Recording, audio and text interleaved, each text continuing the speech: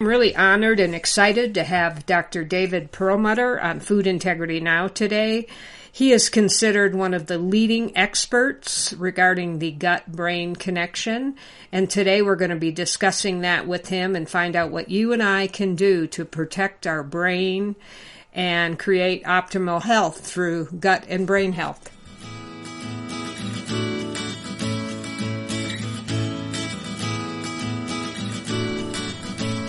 You're listening to Food Integrity Now with your host, Carol Gervais.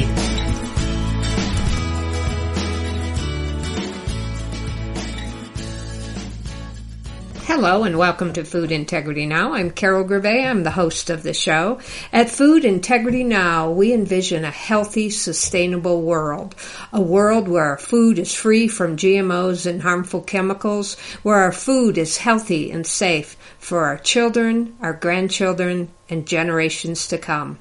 If you share our vision, please go to our website and join us by subscribing to us. And please don't forget to confirm your email. We'd also like to thank bensound.com for our new intro and outro music. Hi, it's Carol again. Do you drink almond milk? Do you know that packaged almond milk contains all sort of nasty additives like carrageenan and barely contains any actual almonds? The good news is that you can make fresh almond milk at home in minutes. Once you taste the creamy, fresh flavor of homemade almond milk, you'll never go back. I make my almond milk at home with a Nutiana nut milk bag. It's great, easy to use, easy to clean, and makes my almond milk silky smooth. In addition to nut and seed milks, you can use it for sprouting, making cold brew coffee, juicing, and more. Buy yours today by searching the Nutiana nut milk bag on Amazon. That's Nutiana nut milk bag. Or go to Nutiana.com. You're going to love this bag. My guest today is Dr. David Perlmutter. Dr. Perlmutter is a board-certified neurologist and fellow of the American College of Nutrition. He received his MD degree from the University of Miami School of Medicine. After completing residency training in neurology, also at the University of Miami, Dr. Perlmutter entered private practice in Naples, Florida. He has been seen on 2020, Larry King Live, CNN, Fox News, The Today Show, Oprah, Dr. Oz, and the CBS Early Morning Show, as well as several others. Dr. Perlmutter is the author of many books, but today we're going to be talking with him about his #1 New York Times bestseller, Grain Brain, The Surprising Truth About Wheat, Carbs, and Sugar, and also his New York Times bestseller, Brain Maker, The Power of Gut Microbes to Heal and Protect Your Brain for Life. Dr. Perlmutter, welcome to Food Integrity Now. Well, Carol, thank you for having me today. I'm delighted to be here. Well, we are honored to have you on the show and to hear all this great information. So I want to talk a little bit more about you. I've already told our audience all the great things that you've accomplished, but I want to talk a little bit to start off with about functional neurology and how that differs from conventional neurology. You know, I'm not sure there's ever been, you necessarily get a certificate that says you are, but I practice functional medicine and I'm a neurologist, so I guess it kind of, they go together. So, but I think to answer your question, I think the issue really was one of a personal choice stemming from a bit of a lack of satisfaction, if you will, in terms of what I was doing as a mainstream neurologist. I really found that we weren't treating diseases and really treating the underlying causes of diseases. We were pretty much just focused on symptom management, or what I like to say these days, we were pretty much focused on the smoke and ignoring the fire. And while that was somewhat helpful in things like Parkinson's, where you help people with their tremor and help people with their rigidity, it really left us with no options in terms of things like Alzheimer's, for example, and autism, and even depression. And over the years, it became very, very clear, very evident, not just in my personal observations from my work, but even in the most well-respected peer-reviewed literature that I think is very important to rely upon, that nutrition, for example, as one part of lifestyle was playing a very important but under-recognized role in all of these really challenging conditions. And unfortunately, though it was published and though we were having observations and seeing great things happen, when you talk to your mainstream colleagues, there was very little understanding or certainly very little appreciation that what people ate, for example, played such a huge role in the health, the vitality, the functionality, and the resistance to the disease of the brain. So it was a long time being sort of alone out there, and I think we're seeing a sea change now in science in terms of how it's appreciating this fundamental role of nutrition in brain health and function and even in resistance to disease.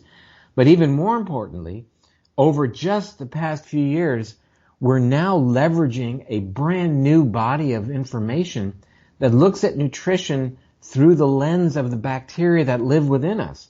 So it's not just looking at, the amount of fat and protein and carbohydrates and vitamins in your diet, but most importantly now, how each of these components and other components that you and I will talk about affect the gut bacteria, because we now recognize that the gut bacteria are playing a tremendous role in what happens upstairs in the brain.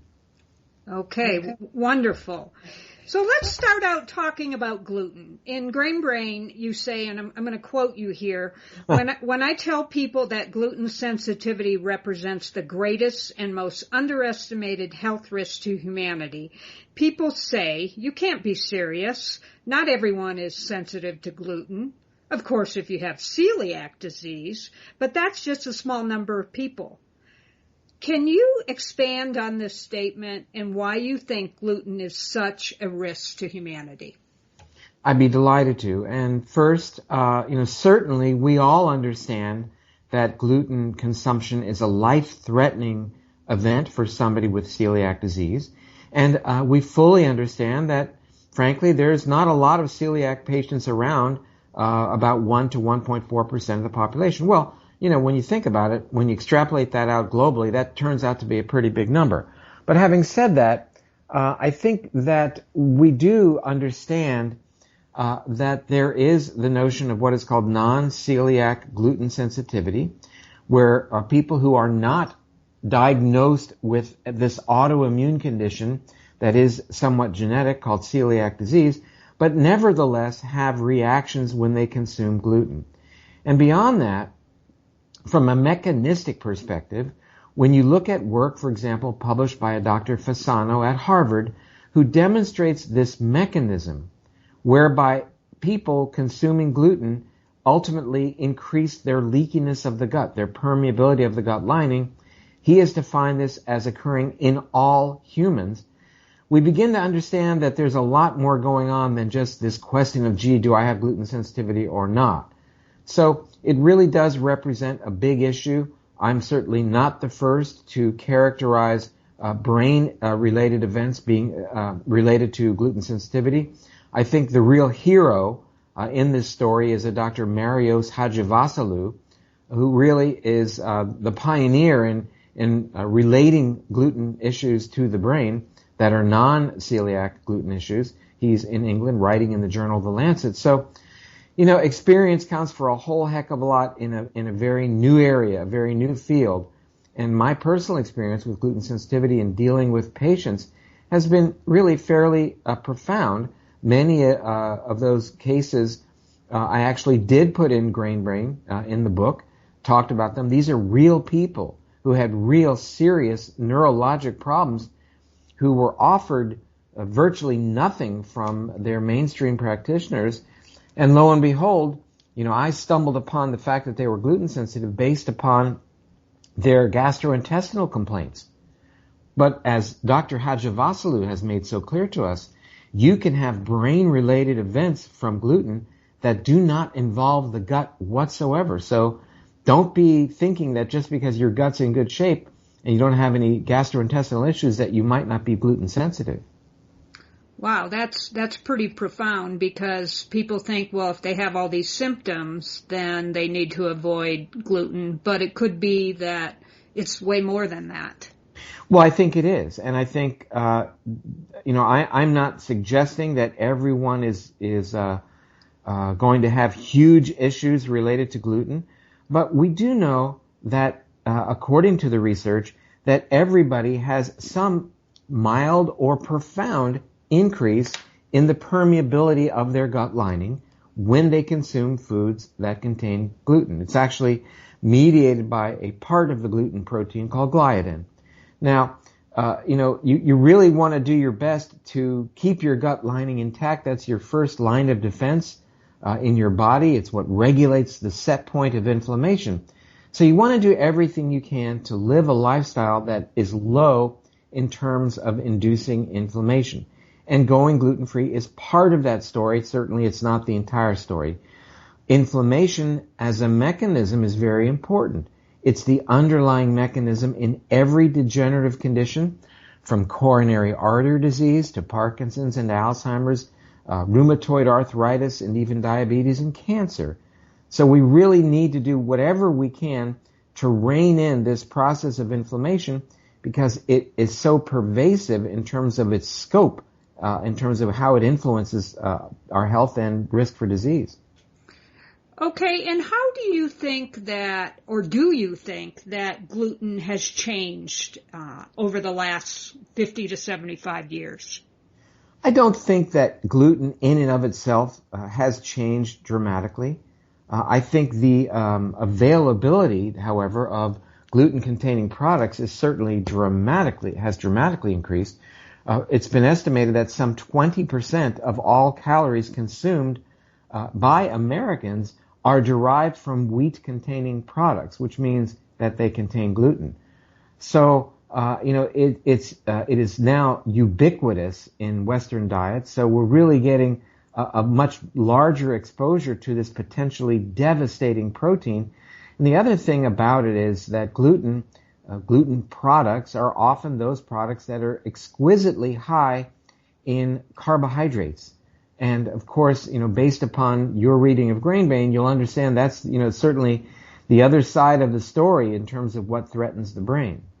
Right. It's the carbohydrates from the processed foods, and also many people don't realize that gluten is in so many of those products. And that's right. And is not labeled as such. That's right. There is no requirement for labeling ketchup, for example, and sauces, and so many products, even shampoos, for example, that contain gluten. But that said, I don't want to lose this line of discussion that it's, the fact that these gluten-containing wheat-derived products generally are oftentimes the biggest threats in terms of the carbohydrate load that they present. And Carol, you mentioned something. Well, yes, carbohydrates from processed foods. And I think that's an interesting, important topic. But I would just challenge your listeners rather, to understand that carbohydrates come from some, what we think are pretty natural, wonderful products. A 12-ounce glass of fresh squeezed Florida orange juice, for example, provides 9 full teaspoons of sugar, basically the same as a can of cola. So there's a lot of carbohydrates that we're exposed to we don't really know about, that are sort of hidden, that I think really have to be factored in when you're trying to look at your total carbohydrate intake in a given day. And in talking about carbohydrates, can you talk a little bit about why fat is a preferred fuel for the human metabolism and not carbohydrates?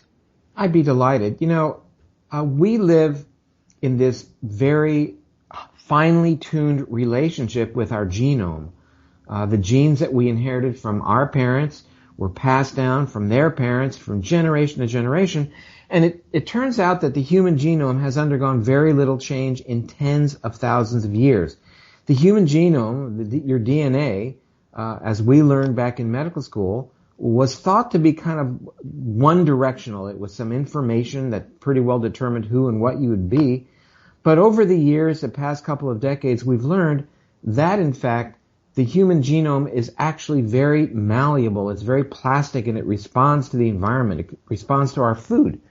That said, our food choices moment to moment interact with our DNA and change its expression.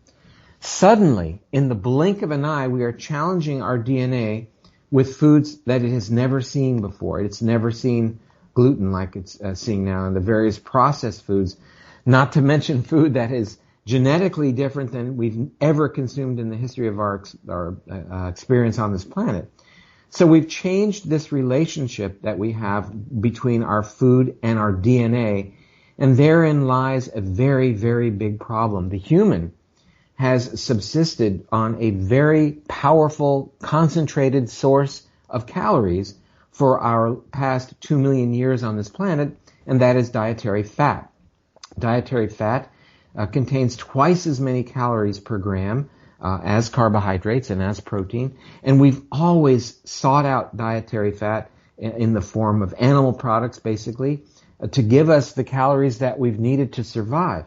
It turns out that this massive shift that has occurred beginning about 200 years ago, but has certainly accelerated in the past 50 years, from fat to carbohydrates, has been a cornerstone of what's leading to inflammation, so much inflammation in the human experience, and it really relates not just to our lack of healthy fats, but the incredible overrepresentation of carbohydrates in the human diet. You know, it wasn't that long ago, you're probably too young to remember this, but there used to be a time long ago when you'd see on the grocery store shelves and commercials on television that we should opt for fat-free cookies and fat-free foods. Oh, I remember that. I know, I'm trying to be nice here. But there was a time when fat was absolutely castigated, that it was the worst thing you could ever consume because it would lead to heart disease and brain disorders and diabetes, and your children would be born naked, and all kinds of terrible things would happen.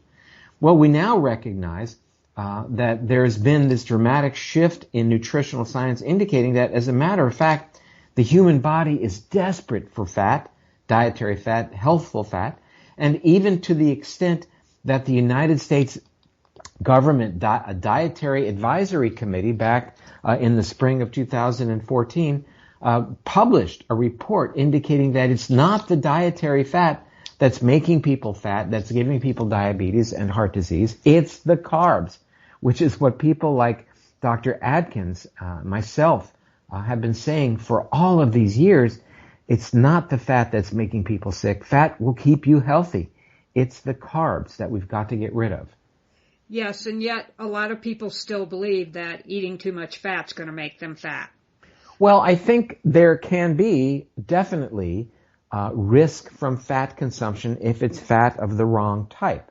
So when we consume vegetable processed sunflower oil and safflower oil, these are very damaged fats. They're modified in such a way to extend their shelf life.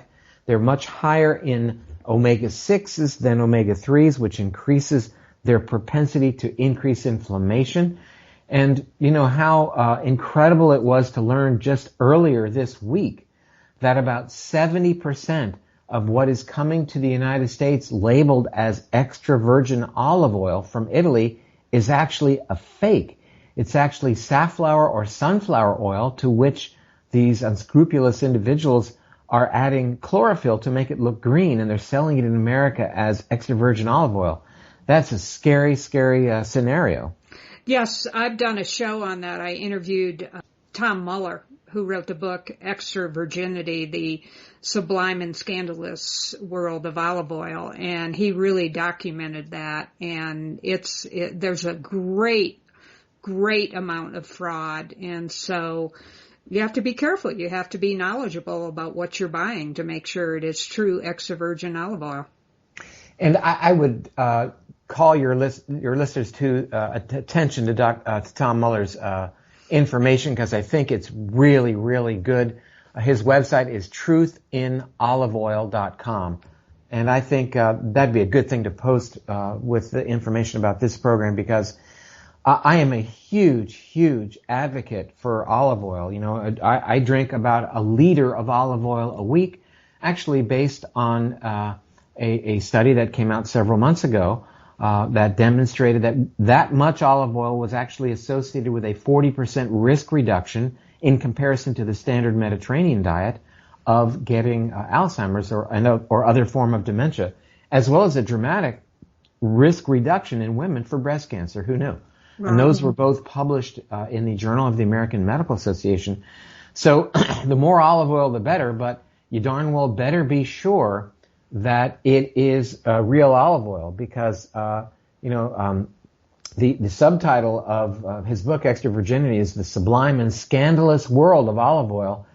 And it's just really worrisome to think that people who have been following my advice, for example, to bump up their olive oil consumption may have been eating something that wasn't anything but. And I will post that truthinoliveoil.com on the show page so people can actually look up where they live and see where they can get true extra virgin olive oil.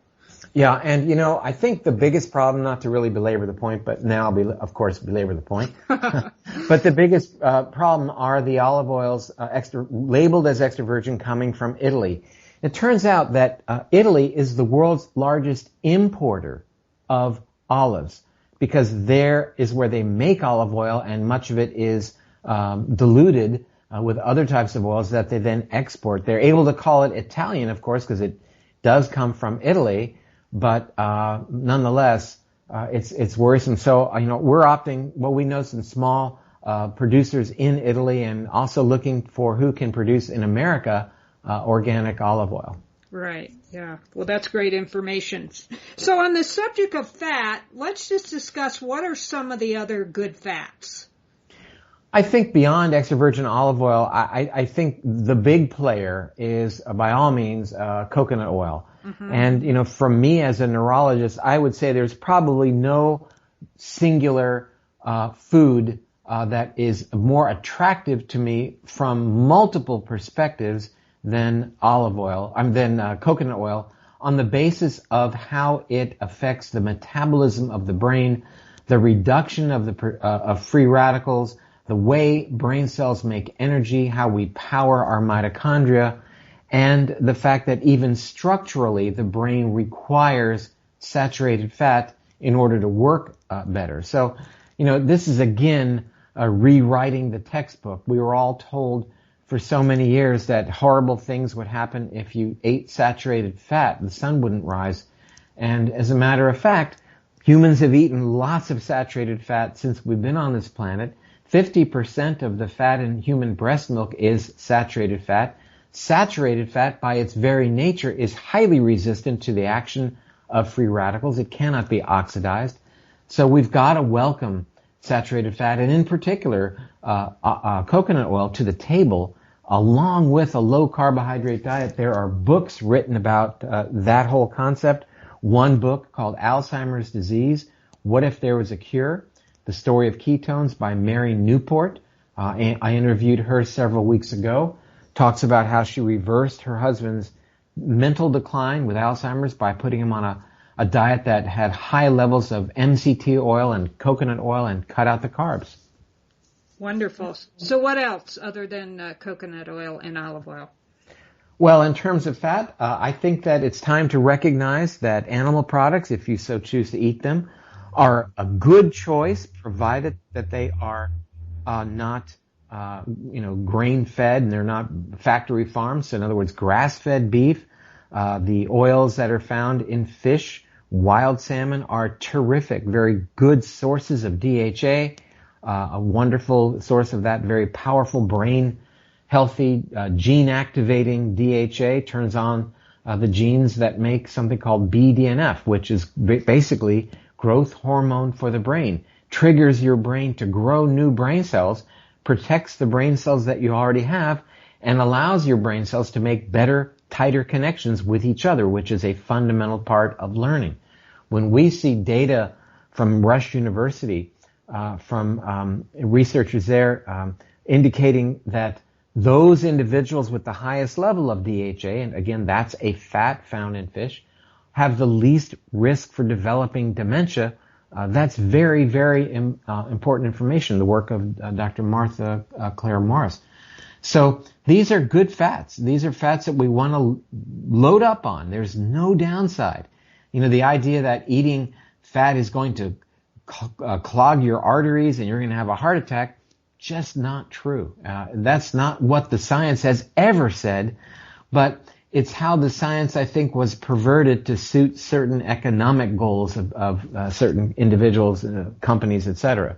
Right. So this brings me to my next question is I wanted to discuss curcumin, which is in turmeric, and DHA and inflammation. How does turmeric increase BDNF, which for our listeners stands for brain-derived neurotrophic factor, which you can probably explain that in more layman's term. But let's talk a little bit about turmeric and DHA a little bit further. Well, we'll get back to DHA in just a moment, but you bring up turmeric, and I'm actually very, very fond of turmeric. The science underlying the powerfully health supportive properties of turmeric are really the scientific reports are brand new. They only date back about 3,000 years to the Vedic text. So, I'm obviously playing with you a little bit here. Mm-hmm. The point is that, in the Vedic text, the Ayurvedic physicians of the day recognized the powerful health-sustaining properties, disease-resistant properties of this rhizome of turmeric, this yellow powder that's made from it that's actually used to dye the various types of clothing, etc. So it turns out that turmeric is very vigorously explored today. Dr.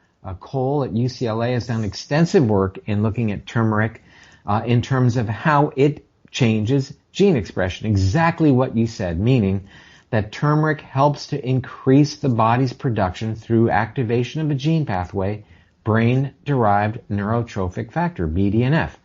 And more importantly, turmeric's role acts on a different gene pathway, and I don't mean to be too technical, but I'm going to talk about this quite a bit. It's called the NRF2 pathway. When you activate that gene pathway, your body does several very, very important things. Number one, your body increases its own production of antioxidants, far and away different from what you would get from eating antioxidant-rich foods. So your body makes antioxidants. Your body decreases its production of inflammation, and perhaps more importantly, your body amps up its ability to detoxify things that you're exposed to. So it turns on the body's production of a certain chemical called glutathione that then helps your body detoxify. So turmeric is a super cool herb, and it's part of curried foods, and I think I'm really all over the fact that people should be using turmeric in terms of their cooking, but also even taking it as a supplement. Right, and I am a huge fan of turmeric too. As a matter of fact, on my pastured eggs this morning, I grated a whole bunch of fresh turmeric, and I also do golden milk daily. Golden milk is a combination of turmeric and pepper and coconut oil, and I'm just a huge fan of it. I might even put that recipe on the show page too, because I just believe in it so strongly. So let's talk a little bit more about DHA and inflammation. And again, aside from the fact that DHA is an activator of this BDNF pathway, DHA acts as a natural, and I'm being technical, but I think I'm explaining things in such a way that your listeners are going to get this. Okay. DHA acts as what we call a COX-2 inhibitor. Now, that sounds kind of scientific, but that's how the various non-steroidal anti-inflammatory drugs, Celebrex, Advil, ibuprofen, Aleve, and even aspirin work by inhibiting an enzyme that's called COX-2. And COX-2, if it weren't inhibited, would cause higher levels of inflammatory chemicals. So the point is that that's one of the things that DHA really is good at. It's also, in so doing, in reducing inflammation, then we'd want to have lots of DHA on board in a program that is involved in reducing inflammation. And again, the reason this is so fundamentally important is because inflammation, as I mentioned earlier, is the key player as a mechanism in terms of so many of the the reasons that people, Carol, are listening to your program right now. And that is the diabetes, cancer, coronary artery disease, Alzheimer's disease, autism, ADHD, asthma, psoriasis, joint inflammation. These are all issues that are functionally related to inflammation, and DHA and turmeric, for that matter, are powerful in terms of being naturally able to reduce inflammation. Understand that inflammation is now recognized as being a pivotal player in depression. So we're now seeing studies written that actually look at both the use of DHA as well as curcumin to treat both depression and anxiety disorders. And interestingly, it's also really cool to note that when you consume curcumin or turmeric, it actually helps to raise the DHA level in the brain. So they work in tandem, they work together. And it actually, what curcumin does is it actually increases the way that the brain is able to produce DHA from its precursor, which is called alpha-linolenic acid. In essence, it's brain food. You got it. It's brain food. And just to be super clear, the last thing that your brain wants is sugar and carbohydrate. We all grew up in a time when we were told you've got to have sugar and carbs in your diet because that's what the brain needs. We were all told the brain runs on glucose. That is totally bogus. The brain will thrive on fat, and specifically a type of fat called ketones, which are manufactured in the human liver when you cut back your carbohydrates. Your body will make ketones in the liver that then go to the brain and power up the brain with incredible efficiency. You can actually increase the ketones available for your brain by taking a couple tablespoons each day of coconut oil.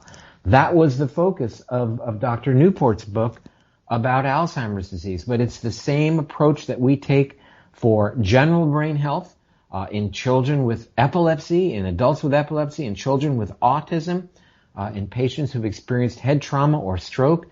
This is the ticket. And if it's good for them, then it's good for you and me as well to keep the brain not only healthy, but allow the brain to heal more readily if you're traumatized, and allow the brain to function more appropriately as well.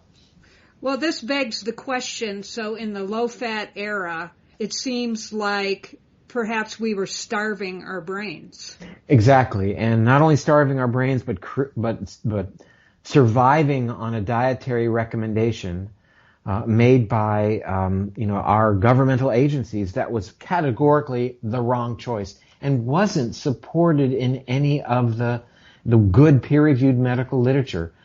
It's all related to blood sugar levels, and as a population, our blood sugar levels have been creeping up over the past several decades. That is, of course, the harbinger for diabetes, type 2 diabetes, and frankly, when you're a type 2 diabetic, you've dramatically increased your risk for heart disease, for cancer, and you've doubled your risk for becoming an Alzheimer's patient. And that is a disease for which there is no treatment whatsoever as we have this conversation right now. There is no treatment or certainly cure for Alzheimer's disease, and yet we know it's strongly related to diabetes to the extent that many scientists are now calling Alzheimer's type 3 diabetes. That's how powerful is its relationship to glucose and sugar. And I'll simply tell you that in September of 2013, in the New England Journal of Medicine, was a very powerful article that demonstrated that even subtle elevations of blood sugar strongly correlate with risk for becoming an Alzheimer's patient. And these are blood sugar levels at, like 105, when your doctor is going to say, well, you're not diabetic, there's really not much to worry about, so everything's fine, because you haven't reached the magic number for diabetes yet. That word yet is hanging in the breeze. But what the New England Journal of Medicine, published by Harvard School of Medicine, tells us is that even subtle elevations down to 100 to 105, and many people walk around with that, this is a powerful risk factor for developing dementia. And again, I'll reiterate, that's a condition for which we have no medical treatment. Yeah, and it makes you wonder because I think diabetes drugs I think that's number one, and statins are number two. Well, with all due respect, I think the statins globally are the number one. Are they? Are they? Okay. So, but that said, there was an interesting report also in the prestigious New England Journal of Medicine that looked at patients who were at risk for diabetes, and over the 2 years of the study, put half the group on the common diabetes drug metformin, and the other half was told, well, change your diet and exercise a little bit, and we'll see what happens. Well, it turns out that after 2 years, both groups, the risk for getting diabetes, or those who got diabetes, actually were slightly better, less risk for becoming diabetic in the lifestyle group, but the risk of death was twice as high in the group taking the metformin. So here, their risk of dying was twice as high, and the efficacy of the program to reduce risk of diabetes was actually better in the lifestyle modification group. Yes, but there's no money to be made in lifestyle changes and nutrition. You're right, and that's why we do what we can do on programs like this. And there are some people listening to this right now, and a certain percentage of them are going to say, you know what, that seems to make sense to me, and I'm going to make some changes. And so for however many people are changed by this information, understand this isn't just Dr. Perlmutter, your guest today, coming up with these ideas. My mission is to bring to our listeners' attention what are our most well-respected researchers telling us, what's being published, but you're not hearing about it because it doesn't make its way to a commercial on the evening news. Right. Dr. Perlmutter, I'd like to know your thoughts on GMOs and glyphosate and how you think they may affect the brain and the gut. I have a lot of information on GMOs and glyphosate, and this is a subject that I go over and over again on my show. So I just wondered what your thoughts are on that. Well, I don't know how much time we have, but frankly, I would say that, there's a very robust discussion of GMOs and glyphosate in my new book, which is called Brainmaker, based upon what we now understand in terms of what glyphosate is doing. And I want to just take your listeners back a moment. And, when people have a discussion about GMOs, should we know if our food is genetically modified? What's the real skinny here? Why are GMO foods such an issue, if in fact they even are?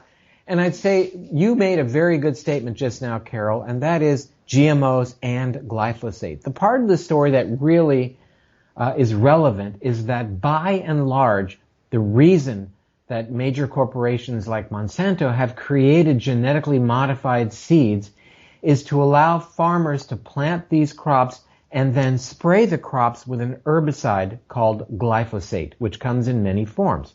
Now, many of your listeners will know that there is a commonly used herbicide that kills weeds called Roundup.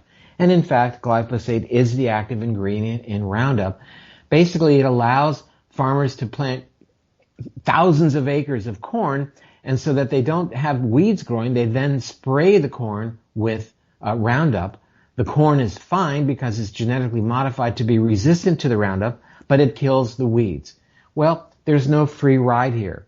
The World Health Organization in the spring of 2015 clearly indicated, after extensive research, that glyphosate, which is the active ingredient in Roundup, is a probable, not possible, but probable human, not laboratory animal, carcinogen. A probable human carcinogen, meaning it's likely causing cancer in humans, and it's being sprayed on the food that we eat. And that is wrong. That is threatening our health. Now, in Brainmaker, I talk about the actual mechanism for that. What we understand about glyphosate is that it's changing the human gut bacteria, that we call the microbiome. And it's affecting quite dramatically the bacteria upon whom we depend to be healthy. So, how it works is basically it kills off bacteria. Glyphosate was originally approved for use on our food because its manufacturer said that, it has no effect on human cells. It only can damage plants like weeds and bacteria, so no big deal. We shouldn't worry about it. Well, guess what? We are 10 times more bacteria than we are human cells. We have 10 times more bacteria in us than we have cells of you, Carol. So we are mostly bacterial cells in terms of numbers. And that said, we know that glyphosate affects the bacteria that live within us, and no one's done the research to demonstrate that threat. And now that research is coming out and it's saying, hold on here, this stuff is threatening humans. That's what the World Health Organization told us, and no one's doing anything about it. So, when we see individuals that are stepping up and trying to make this information, make us aware of this information, there are a couple of new documentaries being made. We know that, for example, there's a group called the Institute for Responsible Technology. Mm-hmm. And their website is responsibletechnology.org. That organization was founded in 2003 by a gentleman named Jeffrey Smith. And he has traveled the world lecturing about the dangers of glyphosate, the dangers of GMO. And that's his organization. I'd love for listeners to take a look at it, responsibletechnology.org. I spoke with Jeffrey an hour ago, not knowing we were going to have this conversation, but we spoke about an hour ago because we're going to do a fundraiser for his organization down here in South Florida. Somebody's got to speak up about this, and but I think there is a groundswell of support for the non-GMO movement.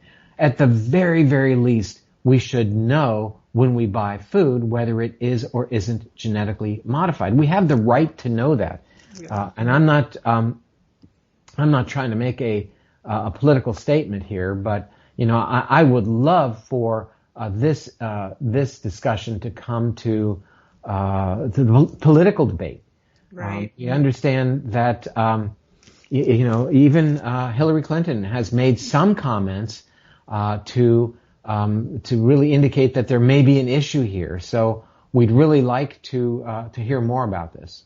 Right. I know Jeffrey quite well, and I've interviewed him and know him personally, and I consider him one of the leading experts in the world on this subject. And not to belabor the point, but about glyphosate, another thing that people may not realize, it is a powerful patented antibiotic.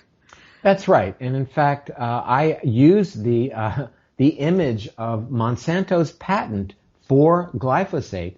They patented it as an antibiotic, knowing full well that it kills bacteria. Mm-hmm. And, in my Brainmaker, I have, very in-depth discussion about how antibiotics damage the human microbiome. And we now know that there is direct association between antibiotic exposure and obesity and diabetes. And as published in 2004 in the Journal of the American Medical Association, a direct relationship in terms of exposure to antibiotics and risk for developing breast cancer. So, that's a study from 12 years ago that showed higher levels of antibiotic exposure in women correlated to higher risk for breast cancer. And now, World Health Organization says, as a matter of fact, we're seeing this correlation with glyphosate. So yes, glyphosate is an antibiotic. It's a metal chelator. It makes things like copper less available to us in the foods that we eat.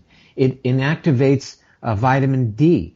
It acts to interrupt the way that our bacteria within us are able to manufacture a certain amino acids from carbohydrates. So it has a huge and wide net that it throws that are all devastating to human health. Right. Well said. What else will damage the microbiome? We've been talking about how glyphosate, certainly one of those things, but what are some of the other things that can create dysbiosis?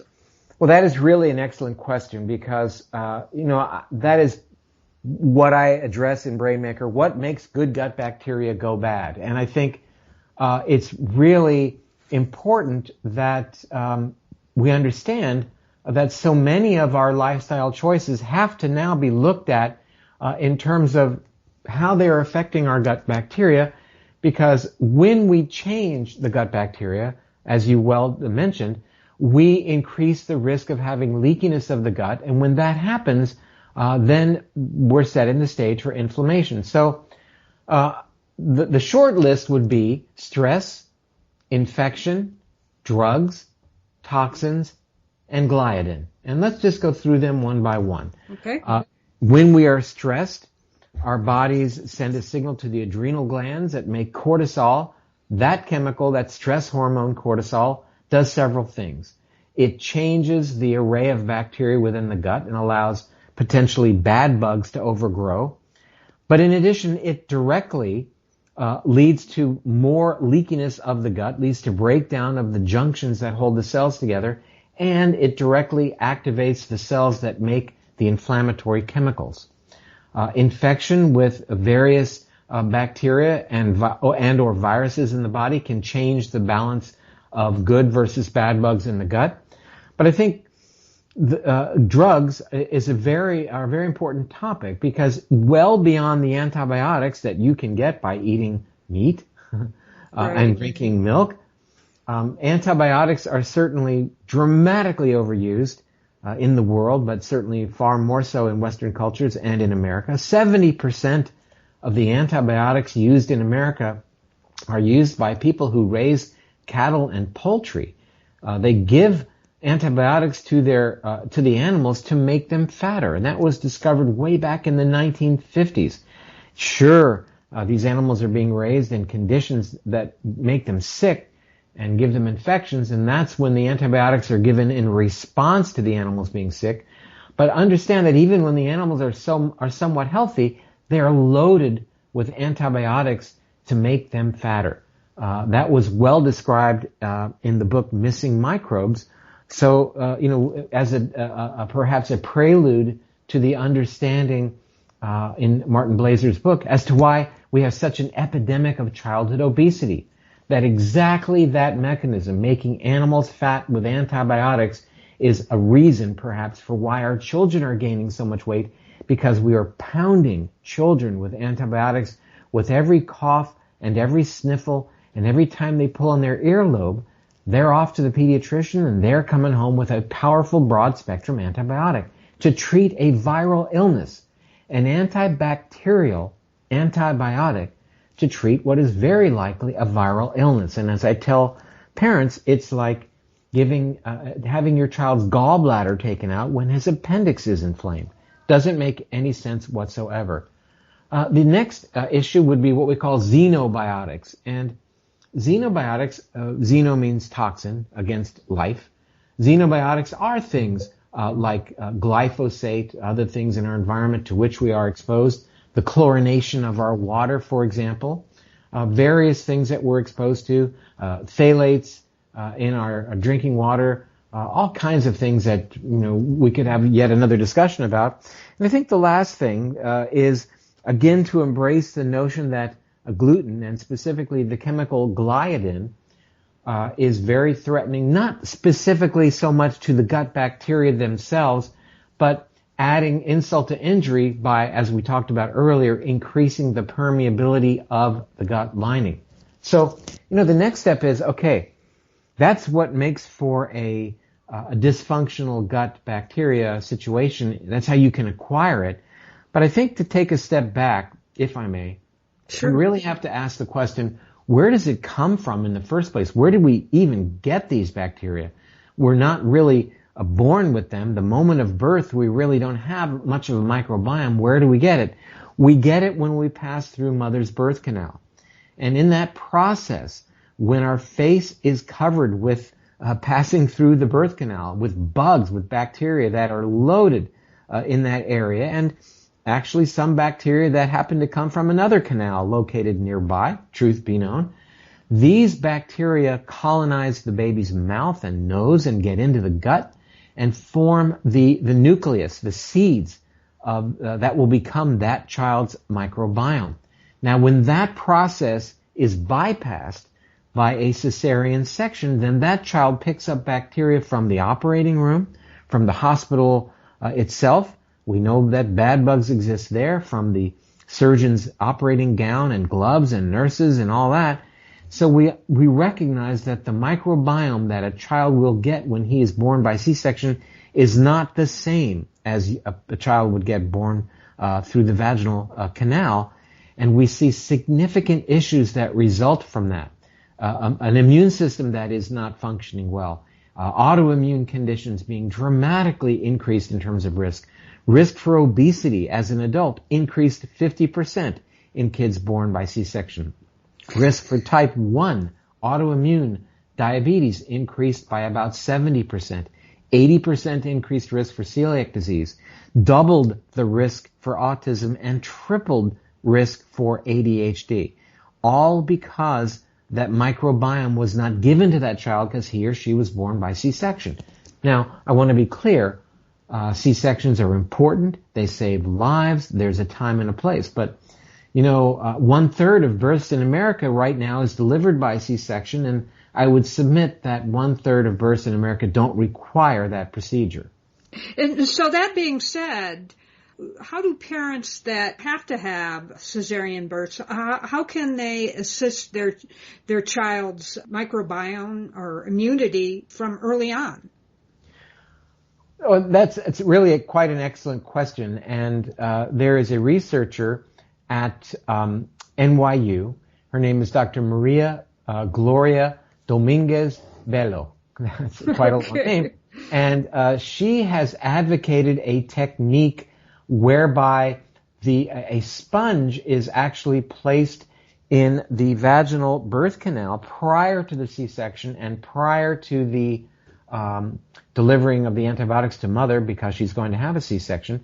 And then it's kept moist and warm. And then once the baby's born, then that baby's face, mouth, nose are inoculated with this material in hopes that that will provide a meaningful surrogate for being born by vaginal delivery. Now, she has a new manuscript published, actually accepted for publication, that deals with this, called The Infant Microbiome Development, Mom Matters. And it hasn't been published yet, but just yesterday, actually, she sent me the pre-publication manuscript that I've been reading, and it's actually very, very exciting.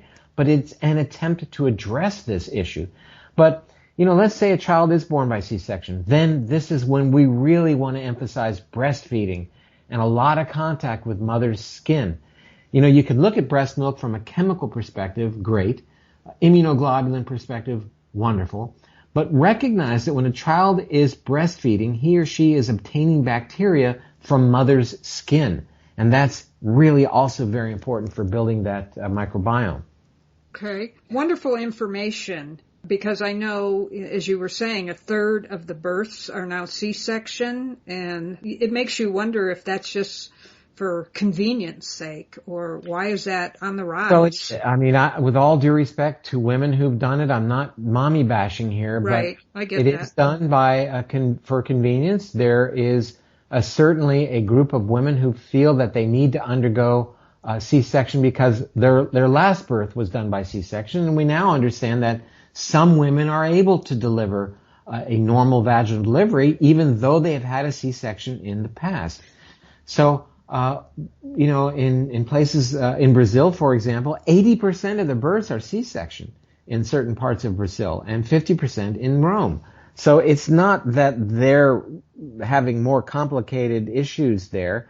The World Health Organization recently addressed this issue of C-sections and indicated that perhaps 10 to 15% of births should probably be delivered by C-section. Well, that's only half. That means the other half are done for other reasons, and I'm not needing to speculate as to why that's done. Well, on a personal note, my daughter, her first child was born cesarean because they thought the baby was going to weigh like 11 pounds, and that was not the case. So the second child she wanted to have naturally, and I know she wouldn't mind me sharing this story, but she had to have it cesarean because the umbilical cord was wrapped around the baby's neck. And, that could have been a real issue. So there are cases that, again, I agree with what you're saying, that a mother has to have this type of birth. So, we honor their choices in that. So Yes. we talked about all the stressors and things that can disrupt your gut. Now I want to just briefly talk about how do we increase the good gut bacteria? What are some of the ways we can do that? Well, one of the, I think, best ways would be to, after we talked about not threatening them, would be to eat foods that are fermented. So we can eat foods that are loaded with good bacteria. These are foods like kimchi and kombucha, cultured yogurt, fermented vegetables, fermented eggs. And, humans have been fermenting foods for 7,000 years. More so, not because we understood that they were rich in bacteria, but because probably it was observed that people who ate fermented foods seemed to be more resistant to disease. That's my speculation. But I think the real reason was because it's a way of preserving food. It doesn't go bad as quickly when it's fermented. And the next thing I think would be to ensure that your diet is rich in prebiotic fiber. That is the specific type of fiber that is the fuel for the bacteria to do what it is that they want to do. And that is maintain the gut lining, manufacture their short-chain fatty acids and other various chemicals that are important for the health of the gut, the health of the body. So foods that are rich in prebiotic fiber are things like Jerusalem artichoke, jicama, my favorite, which are dandelion greens, onions, leeks, garlic, asparagus. These are foods that are rich in the type of fiber called prebiotic fiber. There are health food store bags of prebiotic fiber that you can go and buy, and they're made from things like a baobab tree and acacia gum. Those are my favorites. Acacia gum and baobab tree are both from sub-Saharan Africa, and these are very, very concentrated sources of life-enhancing prebiotic fiber, giving your gut bacteria exactly what they want to use, not only to reproduce, but to metabolize and create the vitamins and the brain transmitters and the short-chain fatty acids that we so desperately need. What about probiotics? Probiotics as a nutritional supplement, I think, are fantastic. And I think in an ideal world, possibly we wouldn't need them. But in reality, I think we desperately do. I think that there are some really wonderful products on the market that people can look at. I generally like to see products that have a long shelf life. When you see a product that has that says, oh, this has a zillion billion living organisms, or what are called colony-forming units, that's all well and good. But when you see after that language that says at the time of manufacture, that's a bit worrisome, because it doesn't ensure that by the time this product has sat on the shelf of the health food store and then makes it to your house and you've kept it there for several months, that you're really going to get what you want, that you paid for. So I would say look for products that have that guarantee the number of organisms during the lifetime of the shelf life of the product. There are wonderful products out there. There are a variety of different species that people can look for in terms of the specific organisms that they contain. There are a few species that I like. I like two types of lactobacillus. One is Lactobacillus plantarum, and the other is Lactobacillus acidophilus, very common. And there's another one, Lactobacillus brevis, meaning short, that I like. So three species of Lactobacillus are Lactobacillus plantarum, brevis, and acidophilus. And then there are two types of what are called bifidobacteria that I like. And one is Bifidobacterium longum and Bifidobacterium lactis. So these are the species that I think, if you do the research, you'll see have the most track record, the most scientific validation. But I would say that the science of probiotics is very much evolving, and that every year new literature comes our way, and we're learning about newer species or newer research on a particular species that shows that they can do some pretty wonderful things. So I think that, it may be that when you and I have this conversation several years from now, there may be a different group of organisms that have really taken center stage. But I think right now that's my top five. Okay. Well, thank you so much, Dr. Perlmutter. We certainly have covered a lot today, and we appreciate all the great information you offered us, and we will continue to follow your work because it seems like this most important research that we have right now is still evolving regarding the gut-brain connection. So thank you again for being Carol, on our my show. pleasure, and let me thank you again for this opportunity and those really terrific questions that really allowed me to get to the heart of the matter. So thanks again. Oh, you're welcome, and we will be back next week with another great show.